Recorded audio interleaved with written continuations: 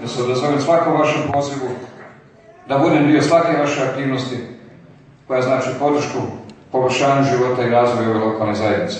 Ima mnogo pitanja koja danas nisam ovdje dotakao.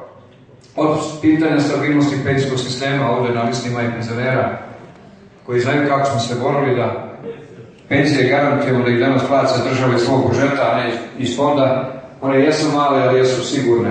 To mnoge države u našem okruženju nisu uspjeli da postignu. Federacija je tek sada razmišlja da uradi, da primjeni taj model.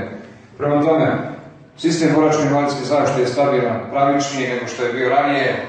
Naknade su takve kakve jesu, ali želim da budu mnogo veće i bit će veće ako budemo svi više radili, ako budemo više dobara stvarali, ako budemo ekonomski snažni Republiku Srpsku. Ja sam uvjeren da sa ovom vlašću Republika može biti jača, bogatija, pa će onda biti za sve one koji trebaju i očekuju pomoć i podršku od države mnogo više nego što imaju danas.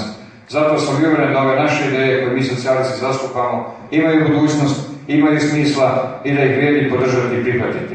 Vama Bilećanima hvala za sve ove godine u kojima smo živjeli i radili zajedno i podržavali se, ali ovaj put očekujem da će ta podrška biti mnogo veća i da će ove moje riječi biti zapamćene, a ja ću za 2 godine, ako ne prije, ali za 2 godine na izborima, ali u međuvremenu sa načelnikom Miljanom i ostalim iz administracije razgovarati o svim ovim temama koje sam večeras ovdje pomenuo i biti vaš čovjek podrške u svakom trenutku i na svakom mjestu. Živjeli i hvala vam.